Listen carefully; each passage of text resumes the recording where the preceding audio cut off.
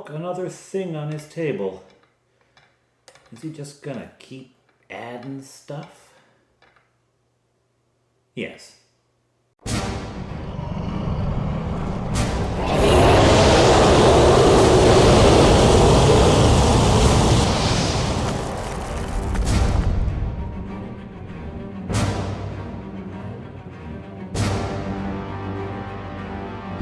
Hello, I'm Father Aaron, and welcome back to The Dungeon Minister. I'm starting to like it. So, our adventurers have gone off on their first adventure. They have defeated the nasty kobolds and the giant beetle. They have solved the problem of travelers being attacked on the road. They've gone back to the town of Honeywood and received a hero's welcome and a nice little reward. And now they have a taste for adventure. And now I have work to do. Because why? Why were there kobolds attacking people on the road near a human settlement? You see, kobolds are cowards, right? Kobolds are not brave creatures. There's something in the Dungeon Master's Manual, that basic set Dungeon Master's Manual, in the entry for kobolds. It describes them as dog-like. Now, I know it also describes them as being kind of lizardish, but I figured, you know what, we've got lizard men. We don't need another lizard creature. You want a lizard? Go get a lizard man. I decided to take that dog-like description very seriously, and so kobolds are like dog men in my campaign, all right? And like dogs, they can be, brave at times, but usually only in a pack. They're only brave when they've got a lot of them. You know how dogs are. They can bark, they can snarl, and all that. But if you put up any sort of resistance, the dog will often back down, right? Only a very, very tough dog is actually going to fight. But if you get them in a pack, then they're dangerous. So, kobolds who can outnumber someone, such as a traveler alone at night on the road, kobolds who can do that, they're going to be brave. But kobolds who are outnumbered, not so much. So then I've got to wonder, why are kobolds here? The town of Honeywood is full of human beings, and it's not far away from where they're doing their attacks. It's a 3-4 hour journey tops. Why are they being so brave?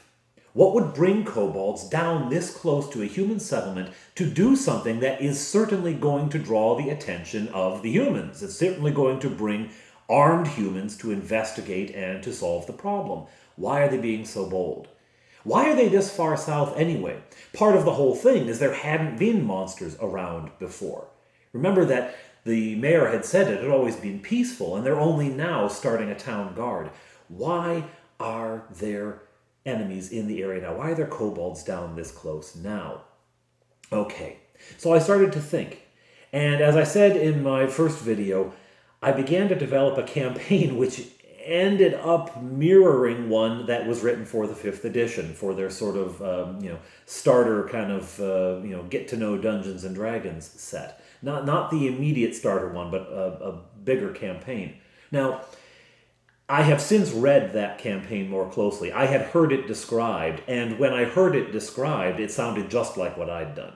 Thankfully, having read more about it, it turns out I have not unintentionally copied Dungeons & Dragons 5th edition. I did something of my own. There's just one element, one very important element that is shared between the two. Anyhow, I'll get into that now. So, why are monsters coming this close to human settlements? Why are they invading human lands? Now remember that Honeywood is as far north as humans live in my world, but it is part of a larger county, an area ruled by a count. And that county I decided to call Kilmarnock. I stole that from Scotland. I mean, I didn't steal the city of Kilmarnock. It's still there, and I might not be pronouncing it correctly. They're part of County Kilmarnock, and although Kilmarnock is to the south of them, for the people in the true south, Kilmarnock is considered as far north as it gets. Most people down there don't even know Honeywood exists, right? And they call Kilmarnock, they call it the Reach. It's the northern reach. It's as far up as you go. Now, Kilmarnock is not a large city, but it is a city, a proper city, and like a city, it has soldiers. It has enough population to sustain a garrison. And so the kobolds are taking a real risk coming even as far down as Honeywood, because Honeywood is under the protection of Kilmarnock, of the Count of Kilmarnock. So what drives them there? Well, what drove ragtag barbarian hordes to invade the Roman Empire? The mighty Roman Empire with their organized military, their disciplined soldiers who had conquered all the known world. What caused barbarians to enter that territory? Well, pressures from behind, right?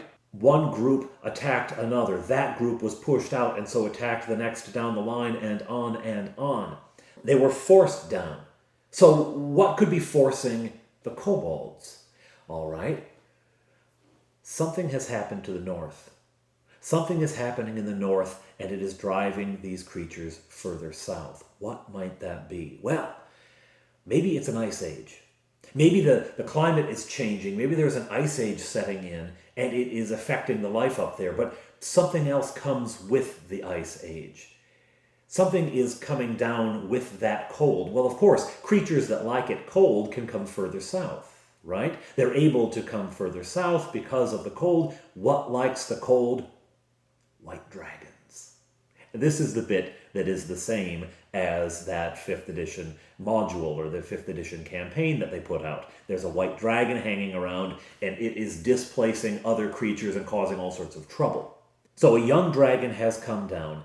It's not the most dangerous, it's not the strongest, but it's dangerous enough to have displaced other creatures. Did it displace the kobolds? It probably just would have fried the kobolds, wouldn't it have? Or the kobolds would have decided to serve the dragon, because sometimes kobolds will seek out a big boss and become, the big boss's servants, and they do serve white dragons. It says in some of the AD&D material. Okay, not so much then the kobolds. Who could it have displaced? Goblins. Because behind the kobolds, you want another enemy waiting who's stronger than the kobolds but isn't the dragon yet. We won't get him to the dragon yet. It displaced some goblins. Okay, there was a group of goblins. Maybe further north there's a group of goblins.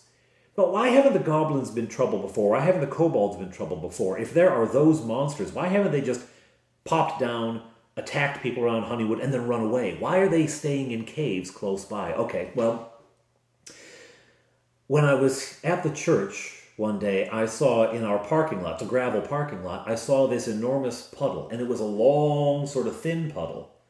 And beyond it, the thing that had kept the puddle there, that prevented the water from draining off, is that when they plow the parking lot, they push the gravel aside, right? The plow comes through during the winter, and it's pushing some gravel. And so along the edge of the parking lot, there was a mound, a sort of ridge of gravel, and then this puddle. And so I thought, just north of Honeywood, there's this long sea. It's not a sea, it's a lake, but they call it the sea. They call it the Northern Sea, okay? Because they're creative. It's to the north and it's a sea. Okay, so the Northern Sea is up there, and it's this long sort of east to west thing that acts as a story wall, right? It's a story wall that keeps the story contained. There's only 2 routes around this long sea or lake. They can't just cross over easily. Great, okay. And to the east, there's the Elven Wood. And the Elven Wood will go right up to this sea. In other words, the goblins probably aren't going to come around that way. Goblins and elves do not like each other. That would be too dangerous for the goblins. They could go the other way, though. Okay, so that will provide some story points. But right now, it's the kobolds. Well, why the kobolds? Because the dragon drove the goblins out of their caves, right? And they had to head south. Maybe in the same valley with the goblins, there lived a tribe of knolls. Knolls are big, tough, kind of hyena-like creatures. Now, the Dungeon Master's Manual says that they are bullies. They don't like to work. They like to make other creatures do their work for them. Okay, so maybe these knolls lived at the other end of the valley.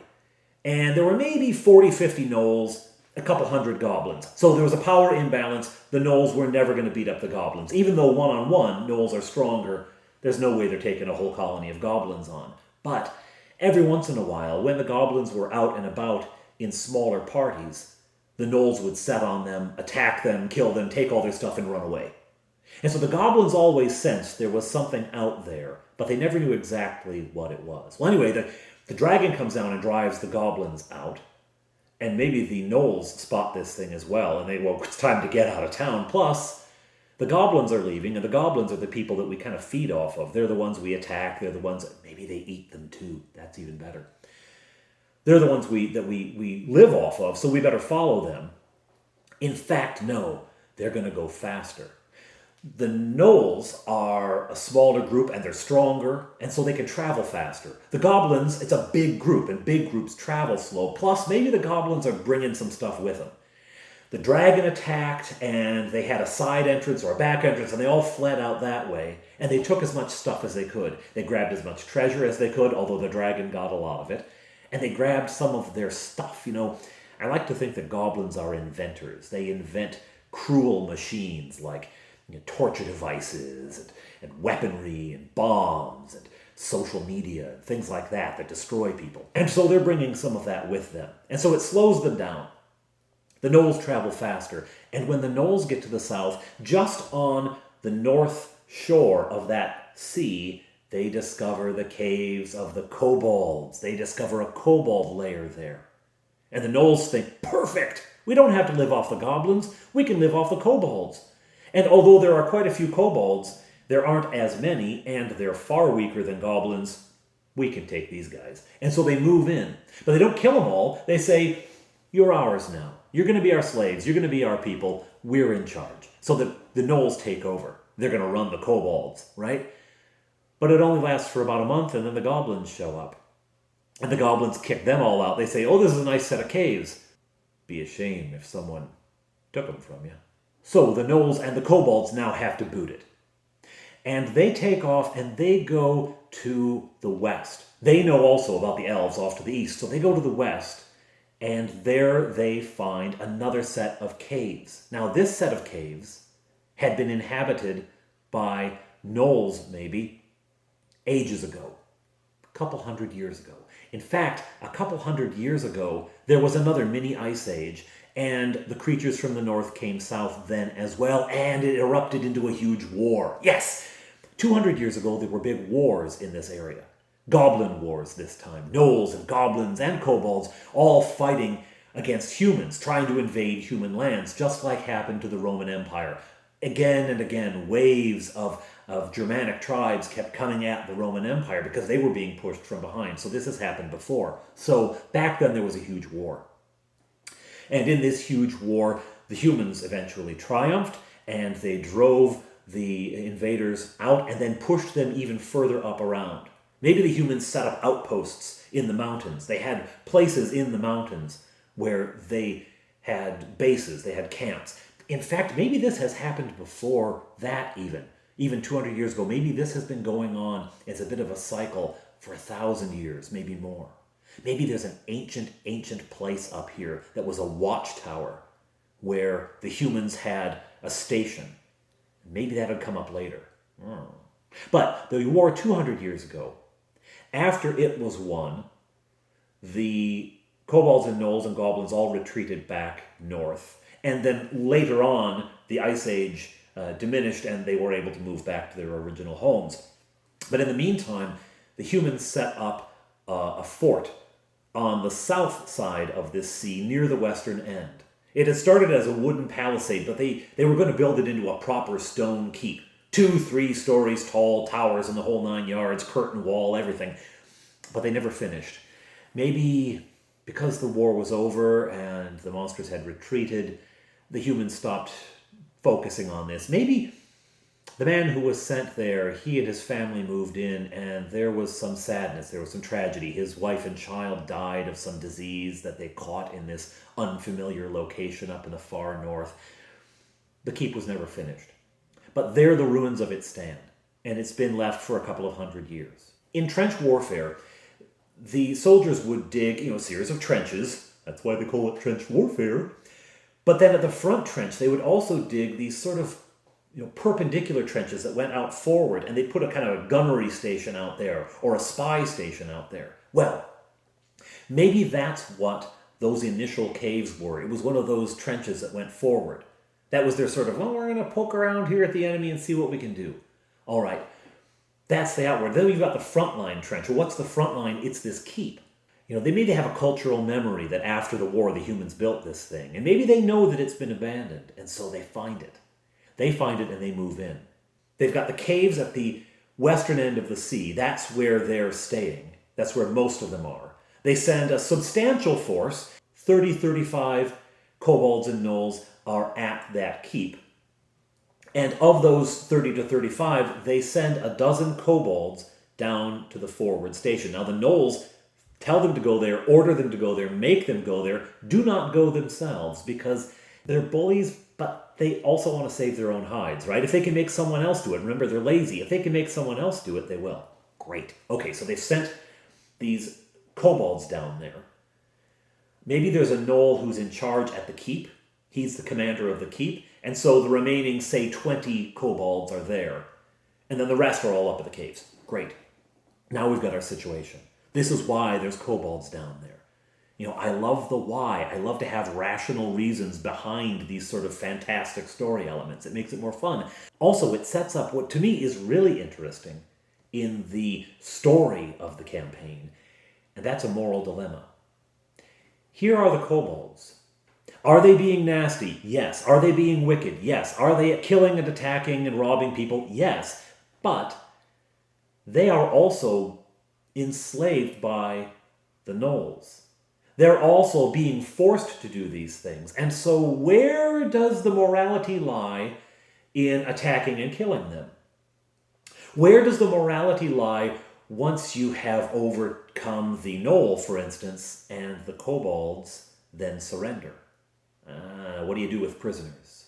What do you do with prisoners whom you are sure will escape if given the opportunity and will then run back to the rest of their group and tell their group that you have come, tell them who you are, tell them about how powerful they think you are, and threaten your group and perhaps threaten the town of Honeywood too? So it introduces this moral element to it, which I really enjoyed, because there are things in the D&D world that are just wicked. They're just evil. They're just bad, and they need to be fought, right? That's like life. There are things in life that are just bad, that are just wrong, that need to be opposed. There are stands that we need to take. But then there are also moral gray areas, and there is also the reality of the conditions which create the evil. And so this forces the characters, it forces the players to deal with some of those issues. So, next time, the keep. Because the mayor knows that those kobolds came from somewhere. I mean, when a mommy kobold and a daddy kobold love each other very much. No. Those kobolds came from somewhere. And the mayor has a hunch.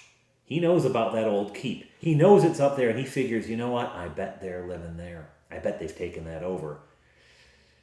Is he right? We'll find out next time on The Dungeon Minister. It didn't work that time. The Dungeon Minister. The Dungeon Minister. Roll credits.